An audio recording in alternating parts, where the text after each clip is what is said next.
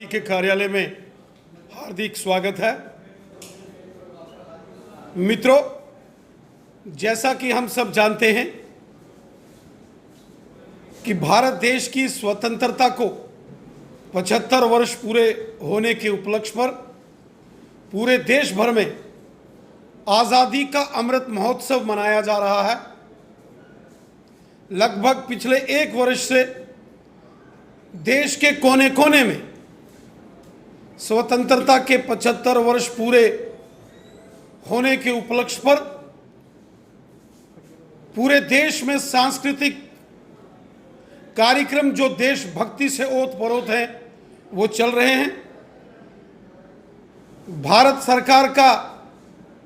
जो सांस्कृतिक मंत्रालय है, कल्चरल मिनिस्ट्री, उन्होंने पूरे देश भर के अंदर लगातार देशभक्ति के कार्यक्रमों के माध्यम से आज़ादी के अमृत महोत्सव अर्थात हमारी आज़ादी के 75 वर्ष पूरे होने के जश्न पूरे देश में मनाए जा रहे हैं। इस आज़ादी के अमृत महोत्सव के संदर्भ में सांस्कृतिक मंत्रालय ने और हमारे देश के माननीय प्रधानमंत्री मोदी साहब ने हर एक देशवासी से यह आह्वान किया है कि हमें अपने घर में शान से तिरंगा झंडा, जो हमारा राष्ट्रीय ध्वज है, वो फहराना चाहिए।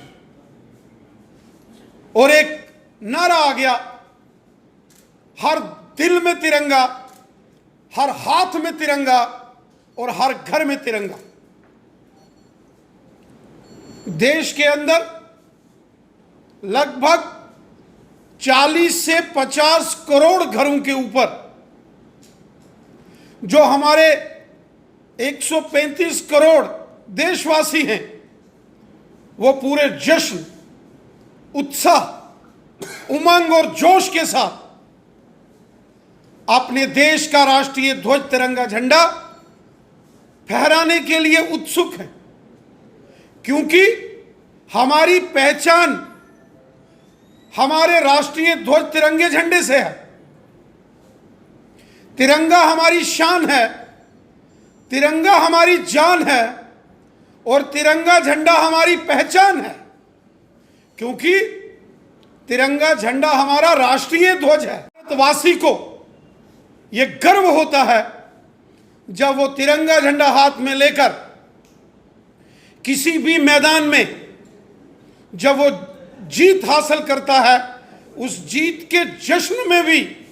अपने हाथ में राष्ट्रीय ध्वज तिरंगा झंडा लेकर हर एक भारतवासी खुशी के उन पलों में झूमता है। वो चाहे खेल का मैदान हो, वो चाहे किसी प्रतिस्पर्धा में हुई जीत हो, वो चाहे हमारे सेना, पुलिस और पैरामिलिट्री फोर्सेस के जवानों द्वारा किया गया कोई उत्कृष्ट कार्य हो, अथवा हमारे जो राष्ट्रीय पर्व हैं, स्वतंत्रता दिवस 15 अगस्त के दिन और हमारा गणतंत्र दिवस 26 जनवरी, इन महत्वपूर्ण राष्ट्रीय पर्वों के ऊपर भी बड़ी शान से तिरंगा झंडा हर एक भारतवासी लहराता है और फहराता है। लेकिन जम्मू कश्मीर के अंदर कुछ ऐसे राजनेता हैं जिनका काम हमेशा समाज में जहर घोलकर यहां उन्माद पैदा करना। कुछ राजनेता जम्मू कश्मीर के ऐसे हैं जो समाज में जहर घोलकर कभी हिंदू और मुसलमान को लड़ाने की साजिश करते हैं, कभी तिरंगे झंडे और कभी भारतीय जनता पार्टी के नाम पर राजनीति करके लोगों को लड़ाने की साजिश करते हैं, और कभी जश्न आज़ादी और कभी श्री अमरनाथ जी की पवित्र यात्रा के संदर्भ में अनाप शनाप बयान देकर समाज में दूरियां पैदा करने की कोशिश करते। सुश्री महबूबा मुफ्ती जी, जो कि मेंबर पार्लियामेंट रही हैं, जो एमएलए रही हैं और जो स्वयं जम्मू कश्मीर की चीफ मिनिस्टर रही हैं। उन्होंने कई बार 15 अगस्त और 26 जनवरी के दिन स्वयं राष्ट्रीय ध्वज तिरंगा झंडा फहराया भी है और उसको सलामी भी दी है, सलूट भी किया। लेकिन आज जब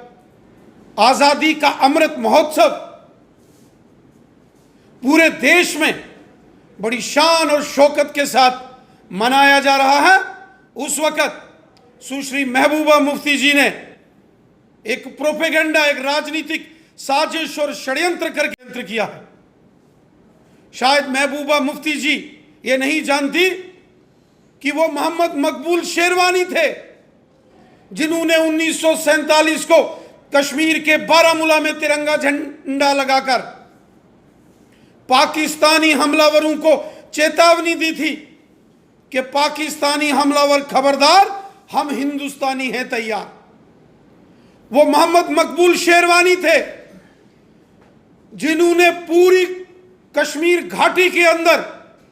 तिरंगे झंडे शान से फहराए थे और पाकिस्तान के हमलावरों को कश्मीर घाटी से खदेड़ा था। हमारे कितने ऐसे नौजवान हैं जो जम्मू कश्मीर पुलिस में, हमारे पैरामिलिट्री फोर्सेस में और भारतीय सेना के अंदर काम करते करते तिरंगे झंडे की रक्षा